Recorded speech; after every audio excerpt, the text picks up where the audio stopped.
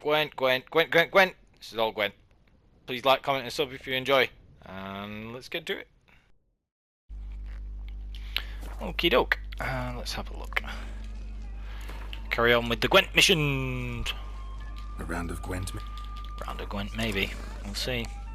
Right, what did I get from that guy? I can't remember. What's new? Skellige Storm. Cool. That is a beast of a weather card, actually. I'll swap out on the other weather cards for that. Or rather, just add it to the deck. Yeah, that works. Those Skellige Storm are so good. You can add them to the monster deck as well, because they're not just Skellige cards, so they're really good. Yeah, they're really excellent cards. They just synergize so perfectly with the monster deck. If you're using a monster deck, it's worth going to Toussaint early just to get that Skellige Storm. It's so good. Right. So, I do have the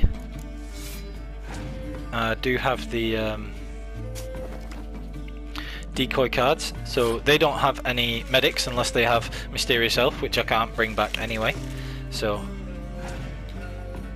yeah, I thought they'd pass that. So they pass. This is absolutely perfect because it means that I get Heimdall from Cambi. You want to use Cambi in the first round, get Heimdall, and then trash it if you're using the this leader ability, because you don't want it to be pulled back in the third round because it's just a waste of a card, because it comes back as a 0 strength. Whereas now this is absolutely perfect because I send everything back to my graveyard here, and what that'll do is that allows me to play these and muster the other two again and scrap the Cambi card, and it'll mean that my only ones the only ones that I am scrapping is the things that we can get mustered back anyway, and the Cambi. So I'm gonna pull back the so I pulled back this on purpose. This is I'm quite pleased with this play. So I did this so that I can scorch these, and then it'll scrap them as well when I use the leader ability. So this is why I really enjoyed the Skellige deck. It's a whole lot of fun. So like, I'll scrap these now, get rid of them all. It lets me muster these back. It means that my graveyard's empty, so that I can very literally just make sure that the only two cards that come back are these muster cards again. This is why I absolutely love this deck, and this is why it's so much fun to play. So, and they have to win this round, so I'll play this, it'll get 24. I'll start the next round with 24 as well, and they have to use their cards to be beating this. So that also lets me use my Skellige Storm, which is absolutely great because it lets me waste another turn. They play this Dandelion again. Now they can medic back that Dandelion, but they can't medic back the rest of the strong cards at the same time. 15, 30, so yeah, we'll just leave this now. And this puts me in a really strong position for this third round. They've only got 3 cards. I've still got 3 cards, one of which is effectively 12 strength, and I start off with 24. And they also give me the opportunity of wasting the Skellige Storm card as well, which is really strong. Oh, Milva. That is the only card that makes that deck fun to play. I love the Scoia'tael deck with medics and Milva. And all geared if you get the all geared card. Really cool. This Scoia'tael's a decent deck actually, but it's just a lot weaker than the others. It's still quite fun to play. And you can beat pretty much everybody with it, but it's just not as strong. So there we go, win that one easily. And hopefully you can see why I love this deck so much, because once it gets set up and you understand how to properly use the ability for the third round, it's really good. War Longship, that's another good one to prioritize as well, because obviously that's a really strong muster. Not muster, type bond. So gonna add that to the deck now. You can use that Drake Bondu as well if you sort of prioritize the type bond aspect of it, because it does make like this really strong, and it's another one that you can pull back in the third round because it's not a commander card, and that's very good as well. But yeah, these two guys, the armor and the blacksmith in the tourney grounds actually give the same prices for everything as the Grandmaster armor. So as you can see there, they're 111. So they give the same prices as the Grandmaster armor. So if you don't want to clog up the Grandmaster armor's inventory, it's a very good idea to do that here instead. Oh, they do have some swords that are lower level because they're matched to my level as well. Nothing amazing though. This one might be good. What's that? Armor piercing, sign intensity, critical hit bonus. That's a pretty good sword. A lot more damage in, but it doesn't have the awesome bonuses as the Tirtoka blade, so I'm not going to use that. And nothing else I really need to buy from them at the minute. That's pretty good. Right. As it stands, I do want to play him at Gwent. I think, are they master armors as well? I think they're master armors, so you can do your dismantling with them still as well. Right, I already added the what are you talking about? He's having a little sing-song. What's he using? Right, there's no point having that Skellige Storm because he's got the brand leader ability. Okay, good little mulligans there for me. I've got Berna Bran here as well, so I'll use the decoys for her, bring back one of these muster cards and then scrap them in the graveyard. That's always a good idea. So there they've got the Skellige Storm. So I'll play one of these. And they play one as well.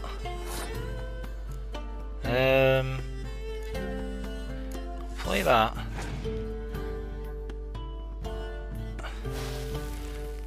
Okay. Yeah, that'll work. I'll do that. So they'll have to play something else and they'll win the round, and then I can play stuff after. Yeah. Now because they actually boost that, what I can do is I can scorch these, which is good. And then before I play anything else, I'll scorch those, get rid of them. Right, and now they pass, and they'll start off the round with just that Gaunter card, and that'll pull the other two again if I send them to the graveyard, which would mean they start off with 10 and I start off with fewer of them. So what do I want to do instead? I think I want to take Berna, play back one of the muster cards, and then graveyard the rest? Or do I just want to graveyard everything so that... Let's have a think. What would they start with? They would potentially start with 8 and I would start with 8. Or they'll start with 8 and I would only start with... They'll start with 10 and I'd start with 8. So I don't want to actually scrap anything yet. I already win this round. So it's a choice between starting even or trying to get the muster cards back to have another 12. Ooh, decisions.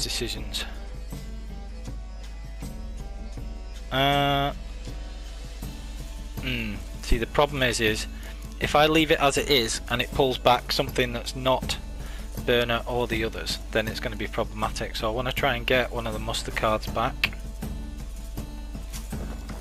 then scrap them,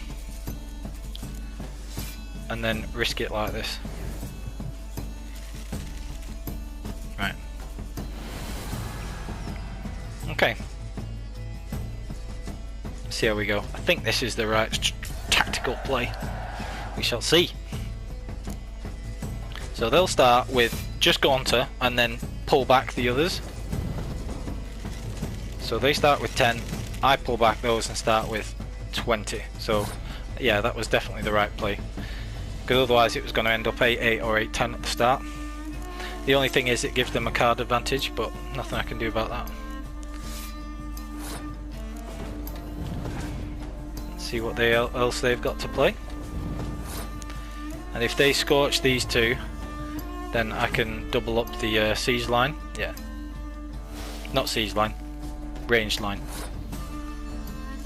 Okay, so this is the best set of plays that I could do, so it depends on what their last two is. Right, so they don't have Keris, so I win. Ceres. Nice! Tactical plays. Again, freaking love working out stuff like that. Such a fun deck to play. Alright. And we're just the blacksmith to play. That's the young Berserker. So now I can actually... I need the Ermion card, but I could pivot to using a... I'll go and get the Ermion card after I've played this guy, and then I'll switch it round to using a Mardrome style deck, and I'll use that for the rest of the game, because I love the Mardrome style. It's not as consistent actually, I don't think, but it's pretty consistent and it's super fun. And the dopamine rush you get from pulling back the Berserker or the changed Berserkers. So these dudes, these young Berserkers, when they change, does it show you the... No, it doesn't show you the bear version, but like, it's so cool that. Yeah, you'll see what I mean in future games, I'm sure. Alright, so there's another leader one cancelling the Nilfgaard ability, so just want to bear that in mind. I'll keep the Skellige Storm. Got the long ships there. Alright, nice, that works out well. So I want to use these as late as possible in this one instead. But we shall see. So I'll use these, so I'll get maximum use out of these if possible. Doesn't look like he's got the strongest deck. It's not the strongest starting position. So they scorch those, that's fine. I will use these, try and tempt more cards out of them. Right, that's pretty good actually. So I'll win this round. They'll have... Oh, it starts off with their turn, which sucks. So I'll use this just to waste a turn. They could have still skipped because they went on ties, but it made them burn a card. So then I get 2 cards to start, regardless of which ones I pull. I get a decent start. So didn't get the ideal one, which would have been pulling the other war longship, but that's fine. And now I can use my muster cards and then see what they use. If they've got any decoys, and play them late. Usually they play decoys pretty, not decoys, spies pretty early. But yeah, we'll have a look. Right, so they're going to medic one of those back. I will pull this back, just to make them use more cards. And I can see where best to deploy these commanders. Yeah. So I win. Yay. Not that I needed to do that, you understand, but always full. Again, always fun. Again, dopamine rush. See the big numbers? We love big numbers. Wicked. Right, so that's the other Skellige Storm. So you get 2 Skellige Storms just from the tourney location, so the tourney grounds. That person I don't need to play. They don't give a good card. I can't remember what they give, but it's not that good. One of them gives the... This one gives one of the Shield Maidens. I remember that. Why is that not showing on the quest thing? Is it there? Yeah, I'm sure you get one of the Shield Maidens from one of those. You get one of the Shield Maidens from them. You get one of them's Flovive, and you get... That person's got a really good deck. She's really good, and you get Keris from her. These two you just get like, yeah, whatever, you get some okay cards from them. And then these, one of these gives you Ermion, so I actually want to go and get those first, and then I'll come back and get whatever these 2 cards are, because I want to switch to the Mardrome deck. So it's a little bit higgledy-piggledy, but it's really fun. So I'll fast travel, and I'll cut out the fast travelling if I remember. Let's have a look. Alright, so I'll cut out this fast travelling, and then I'll go from the southern bit of Toussaint, the Metina Gate, and then I'll pick it up when I get to Frankel Arts and get the card, Ermion card. Low down. Whoa. What's going on with my frame rate? Dang. Is that Roach? Did I put my saddlebags on yet? I think I keep forgetting. I did not. Alright, so put on my Bulkless saddlebags and my cool Goliath trophy because it looks cooler than the Noonwraith trophy. Right, cool. That's pretty good. Right, let's go and get me some Gwent cards. That's not Roach. Where are you, Roach? Whoa, don't want to be falling down there. Not worth risking dying. There is a path down this way, so I need to get Roach and then ride. Good idea to be riding on Roach just because jump, Roachy! Right, cool. I can ride her down, that's good. You want to be riding past the enemies and stuff as well, because it's a pain. Yeah, come on, Roach. It's a pain trying to fight them and you'll probably die, even with a very strong delayed recovery build. Not a great idea to take on level 35 to 40 enemies, is it really? So I don't want to be going that way. I want to be prioritising this one because I want to go and play the Innkeeper in Frankel Arts and get the Ermion card. So when you've got Ermion card and more Mardromes, then you can start playing a Mardrome deck if you want. It's like I say, it's less consistent, but it still can be quite consistent, and it's fun as hell. Transforming the Berserkers is just like the most fun thing, especially because once you've transformed them, they stay transformed in the graveyard, so that when they get brought back, you can use the leader ability to try and prioritize scrapping the other ones, all the other cards, and bringing back those tremendously powerful Berserkers, which is tons of fun and my favourite thing in Gwent, I think. Right up there with the playing a million Nilfgaard spies all the time, which is also very fun. Alright, so that gets us some undiscovered locations. Might have to nip whilst we're... Is it this person who's got the amazing deck actually? I thought she gave you Ermion. Well, we'll see. Is this Floviv or Frankel Arts? Right, see if she's got anything for sale first. I remember this being the person who's got the amazing deck, but I thought the person who had the amazing deck also gave you the Keris card. Well, we'll see. I guess we'll find out. Yeah.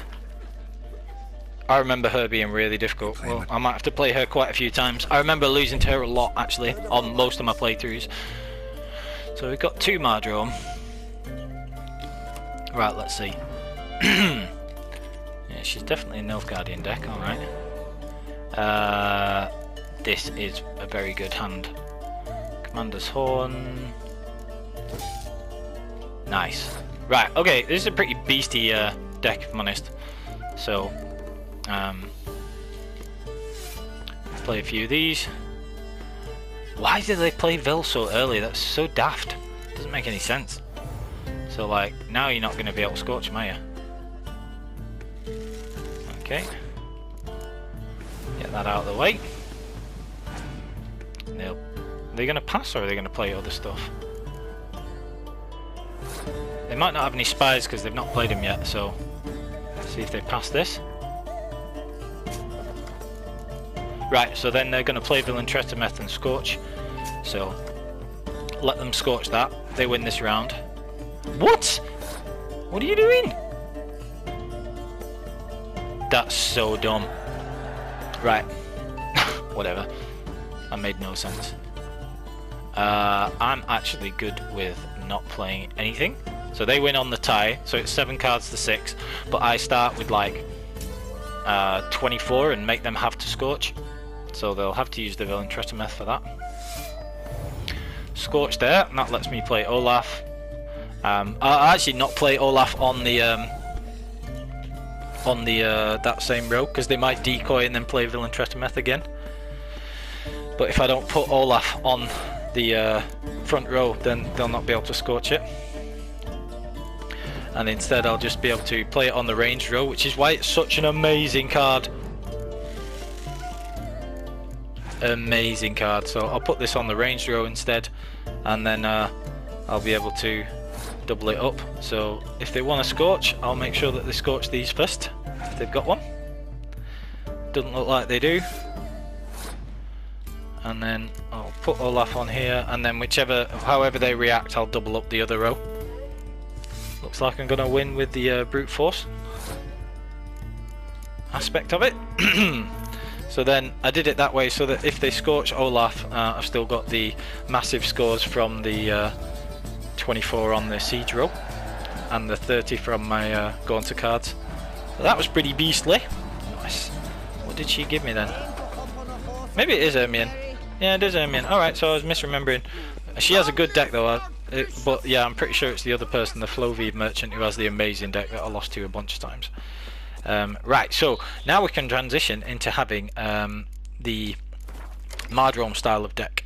So let's have a look. So if you're having a Mardrome style of deck, instead you base everything about always having a Mardrome and ways to change the young Berserker. And so you then try and cut the fat out of the deck and cut everything else out. So anything else that's not amazing, you just get rid of, basically. So until I've got more Shield Maidens, I'll get rid of her, because she's only a 4. Arguably you could get rid of Cambi, but we'll cut out some of the other stuff first. See what else I want to take out. Don't want those archers, although they are pretty good. They're not amazing. Right, so we want to leave in the long ships and leave in all this stuff. Yeah, so that's a better way of going about it. Right, let's try this, shall we? I love the Mardrome cards, they're so fun. Let's have a look. I wonder what prices this guy gives. I can't remember. I think he also gives really good prices, so I'm just going to check just for future record. I do think he gives really good prices as well, like, so you don't have to clog up the inventory. Yeah, 111, so you don't have to clog up the inventory of the Grandmaster Armourer. It's convenient to sell things to him and he'll have the most money, but where possible you should instead sell to the people on the tourney grounds and this guy. They're not as good for crafting stuff, but they are good for everything else. So yeah, right, okay, Gwent please. I probably could start betting a bit more money now because my deck's pretty darn good, but it just sod's law that as soon as you do that, it'd be a problem with it. So I want to put the Mardrome cards in there as well, nearly forgot that. What other special ones do I want to take out? You could take out the weather ones because they tend to just brute force things now. Never want to take out the decoys. Commander's Horn, pretty useful as well. But I like to keep the deck as trim as possible.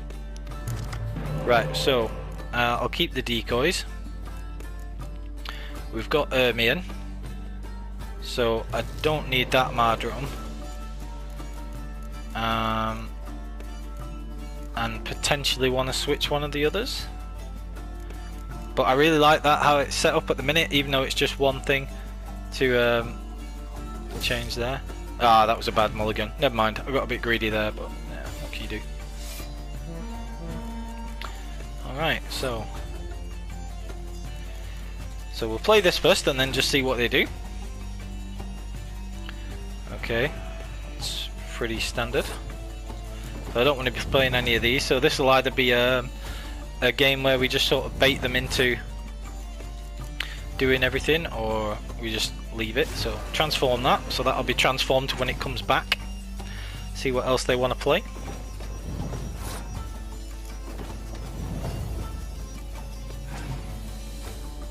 Okay, they've got a pretty good hand. Bearing in mind I think their leader ability is the one that doubles up their siege row. Let's have a look. Yeah, so they've done that and doubled up the strength there. So they're looking pretty strong, but I am going to start off sort of the third round with still having 12 points. So that's still really powerful. So what I'll do is I'll just leave this for now. And then yeah, that lets me get the Tala card back as well, which is awesome. So they're going to decoy one of those back. Nice. Right, so at the current time, I've got Thala in the graveyard with both of those. So, it's pretty good. Unfortunately, they didn't give me the opportunity of actually playing the Thala card back. So, this is getting a bit dicey now. I'll have to try and... Yeah, I'll have to try and win this anyway, so... It all depends on what pulls I get back from the graveyard, so I'll have to have a see. I'm going to leave it as it is because I could get both of the siege cards and get me a really massive score, or I could get Thala and draw some cards, so... Right, that was like the worst draw possible, but whatever. Right, so now I've no way of getting those back, so not much else I can do about it. Probably lose this one. Got a little bit unlucky there, but they managed to do the Thala thing, and for some reason I didn't get another turn. Oh no, it was because I'd passed, right? I must have passed already, yeah. Okay. So, a little bit unlucky with the mulligan-y, not with the pull from the round 2 thing, so... They're only going to get 24, so 20, so they win. Unless they've got really bad last 2 cards, which is unlikely. Okay. Right, so yeah. Oh, ends in a draw, so we replay with the same. Oh, interesting. Okay. Right, okay, let's have a look. So, can be... Madman sucks. Okay, so that's pretty good. It does make this card a bit useless, but it also lets me play Cambi, and I can decoy these back.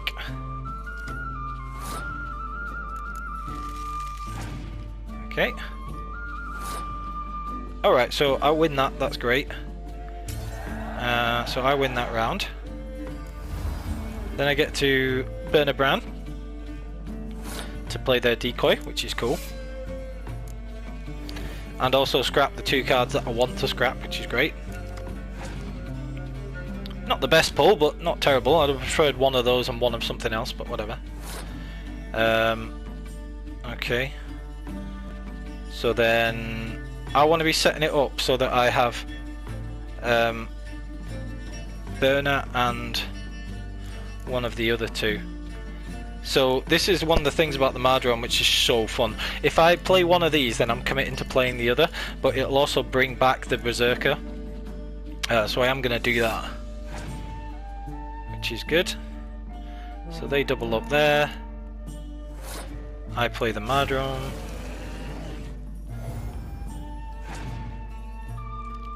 Yeah, this is shaping up really strong for me actually, because I get to bring Burner, take Burner back, and then I'll scrap my graveyard. Yeah, and play these 2. And what that'll mean is there'll be 3 in my... Oh, I should have scrapped the graveyard first. Never mind, because it would have stopped them from being able to bring that back. But that's not a big deal anyway. So what it'll do is it'll mean I'll have 3 cards in my graveyard. I'll have the Berserker and I'll have the Berserker and the 2 longships, so whichever of them I don't get back I'll be able to use with Burner, which is cool.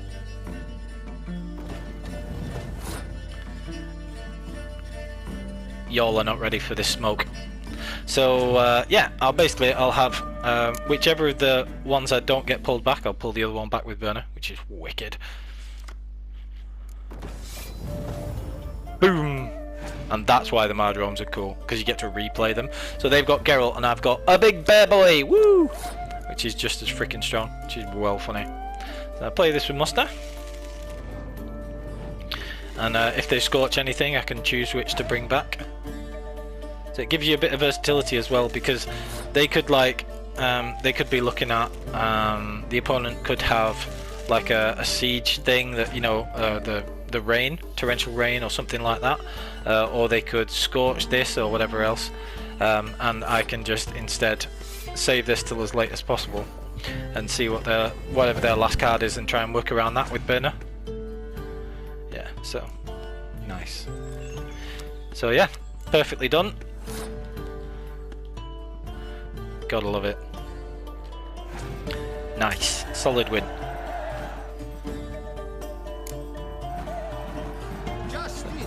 Ooh, sweet. What do we get from him? Don't know what he's got. Ah, so he's got one of the shield maidens. That's cool. Right, so that's one of the shield maidens. So I can go and try and get the rest, and go and get the rest. The one. There's only one left. I can get the one and then go and try and get Keris, or I can get Keris and then go and try and get that one. So it's whichever you want. This is a place of power, so I'll get that whilst I'm in the general area, and then we'll ride up and try and get Keris, I guess. Ceres. Try and get Ceres. And then drive, yeah, then ride up there. So one of these must be the last two Mardromes, because this I remember being something that's like not that good. I read through the list yesterday, so that's why I know where everything is. I couldn't remember off the top of my head. So one of these is the Mardrome, so I do kind of want that. So I think what I'll do is I'll go here, then across here, get the Mardrome card, then get the Shield Maiden, then get Ceres last. Right, cool. I wonder what the difference between Ceres and Keris is in terms of pronunciation. So the Keris that I know is Welsh. So it must be a Welsh versus other Welsh versus sort of Celtic thing, maybe. Like maybe Ceres is the Irish pronunciation, maybe Scottish. I should be able to tell, being from the UK, I should be able to tell the difference between the Scottish and the Irish differences, but I don't, so my bad. No offense to any of my homies. Oh dear, right, we've got to be avoiding this, because these things are way above my level. Whoops. Yeah, we don't want to be taking on giant centipedes, even though I do have superior golden oriole, so I could probably have a go at it and get myself some red mutagen, but yeah, whatever. We don't want to be doing any of this just yet. That's the only thing about being in Toussaint a bit early is, oh look, there are some enormously powerful enemies that I can't take on at all. Or would be extremely difficult to take on, so we're not doing that yet. Precision really interesting against normal enemies though, actually. Alright, stay away from those wolves. Probably not a great idea to do this without having any decent blinders. As you'd think that Roach gets spooked a lot quicker from powerful enemies, but... Ooh. Okay. There's some stuff to loot around here. There is a place of power, which is why I'm here. Where are we? Should draw from it. Ah, here it is. Good, good. So yeah, some stuff to pick up here. Silver sapphire ring, very nice. And a chitinous shell. And Nostrix for good measure.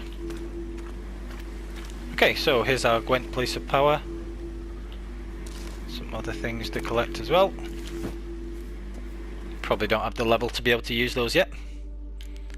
Yeah, they're all sort of fixed level, those ones. They'd be rubbish anyway, but they look cool. Right, so another free place of power. That's one of the ones that's completely unguarded. We love that. Have I got anything that I can actually use for those points yet? No, not really. That's fine. There's one other place of power. It's not near any of the Gwent players, but I'll probably end up getting it anyway. You can also loot some things. There's no enemies in this exact part of the ruin, so you can loot some stuff as well if you wanted.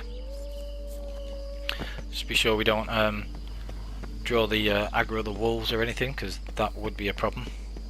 Wolves are annoying on deathmatch at the best of times, but oh my life, you really don't want to be messing with them when they're 20 levels higher than you. Can you imagine?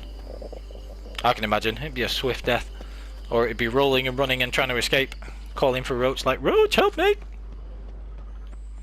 Nothing here. There are some things to collect around here though. Some things to loot. Cool. Dimeriti Mingot, very nice. Oh, nice, we've got the cool blinders. A lot of the Toussaint blinders look really cool, but also these are like basically free 60 instead of 20, so that's fantastic. Nice. I wish it had the Borderlands 2 thing where you could just designate things as junk and then just be like, sell all. That was a really great part of... Oh, Borderlands 2 is a fantastic game. That's really good. Alright.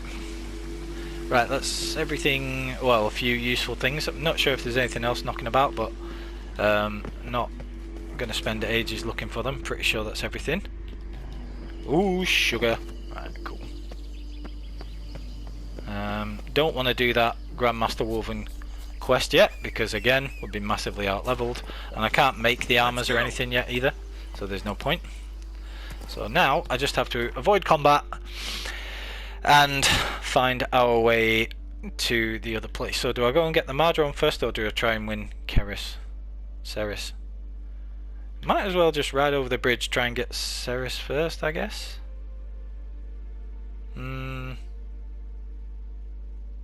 No. I'll head this way, and in fact I'll just fast travel back and then go and do these things. Yeah, we'll fast travel back. Where was that marker? There was a marker very close to here. Ruins. Oh no, because I'm pretty sure there are Barghests knocking around there. Indecision. We want to be avoiding that. Right. I want to be avoiding most of these things, so I can ride past the Winter thing, no problem. So what I'll do is I'll put a marker at that undiscovered location, so I know that I'm riding past one, hopefully avoiding the enemies, and then when I get nearer that marker I can just skirt around it. See if that works. We ride past the Winter cave thing, the Winter contract, which is here, and you don't have to do those unless you speak to the guy, so that's not a problem. And then as we get nearer to here, I'll try and avoid it and skirt round to the left. Oh, there are some enemies though. Pause, that's a problem. Right, so we'll ride on here. Ride past those drowners. What was that? Oh, whoa! Heck no! And that's what we needed to avoid. Hell no! We do not mess about with Archospores when we're under leveled. Those are some of the worst enemies. I mean, sure, we've got superior Golden Oriole, which is the most essential thing to have against them, but it's still not going to balance out the fact that they're like absolutely devastating. Devastatingly dangerous enemies, don't mess with those. And there are more around here because that's the cemetery. Is that the cemetery where Regis is? Might be, you know. Right, cool. Right. Fingers crossed we've made it without incident and managed to get back to Toussaint. Look at this game. It's so amazing. How can you not love this game? Seriously. It's brilliant. Okay. Should have checked if any of that was Arenaria, seeing as I'm actually running short, but whatever. Yeah. Okay, so hopefully we get back up to the Citadel one way this way.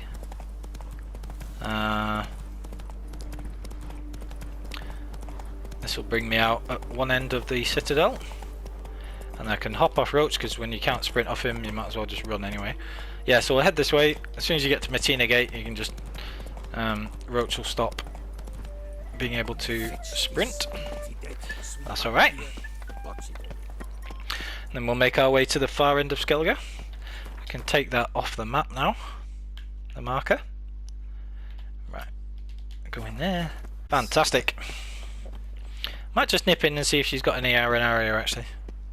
I didn't check if she had any for sale, but I can speed things along because it's not like we're short of money if we need to buy it. Yeah, returning customer. What have you got? Do you have any Arenaria, my dear? You do?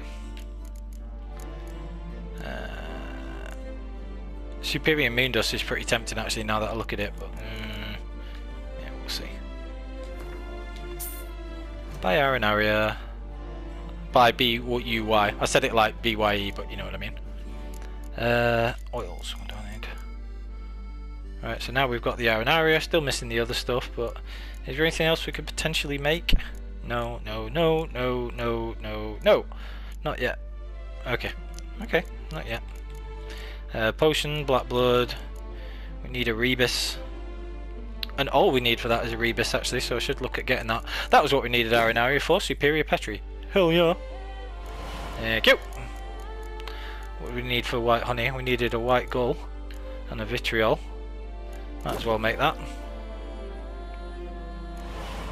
If I remember, I'll go and get the rebus. And I need to make a white gull for that as well. Ah, I'm missing Arenaria for that as well. Right, I get you. Okay. If I remember, I should go and buy the rebus from the perfumery merchant. Perfumery merchant before I go back. In fact, I'll do that while it's on my mind. So, a little bit out of the way, but I wanted... Because otherwise I'll patently forget before we finish the rest of the Gwent. And then I'll get back to Velen or Skellige and I'll be like, oh no, I didn't buy the rebus. Right.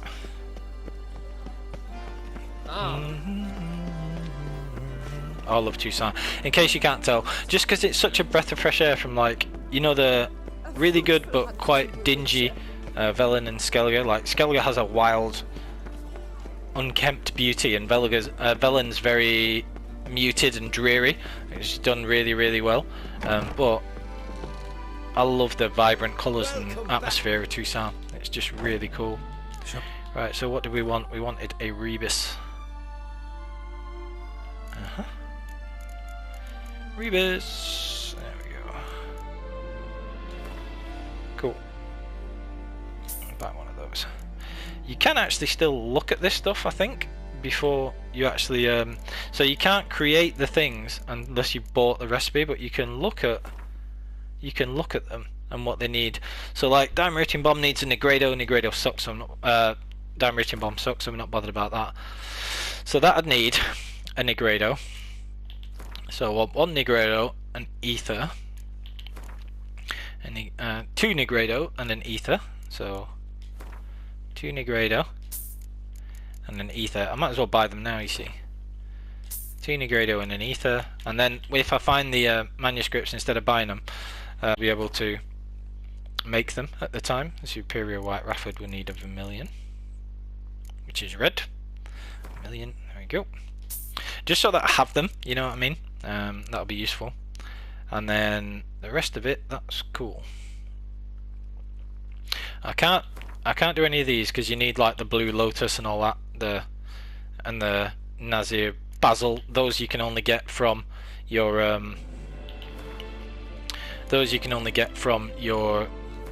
garden at Corvo Bianco, which I'm not going to be doing yet.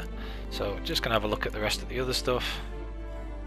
That's the only oil one that I'm missing, I think. That's only 142. I'll get that just in case. And I think that'll be alright. And again, if you were running low on stuff, you could dismantle some of the alchemy things. Like, if I was to dismantle a necrophage hide, I would get 2 monster hides from it with one of the Grandmaster or Master Armorers. And I think it works out better. You get more money from doing that. So, yeah. Pretty sure that's how it works out. So I could do that if I wanted. I'll have to do the maths on that and have a look at it again. But from what I remember, like, if you get a necrophage hide and you dismantle it with the Master Armourer, then you get 2 monster hides from it. So it's more expensive to dismantle him, but you get twice the amount of items a lot of the time, and then you can sell those monster hides for more money, eyes and monster claws and things. So you dismantle necker teeth or whatever, and then you get more from doing them. You get more money from selling them that way, because, like, you dismantle one thing that would have cost 10. It costs 10 to dismantle, and you get 2 monster teeth that you can sell for 8 each. So you make, you know, +6 per monster tooth that you dismantle. Fairly certain that's how it works out. So, right, this is a convenient time for me to take a break in real life. So when I get here, I will make sure that it's saved, and then I'll pick it up. It might be seamless on the actual episode, but take a break in real life and I'll get back to playing this. So there we go. We'll play this guy first. This is the Butcher. Yeah, so I'll take a break in real life and then we'll pick it up a little bit later. That's a lot of Gwent, and I hope you enjoyed, because there's more Gwent to come on the path. Please like, comment, and subscribe.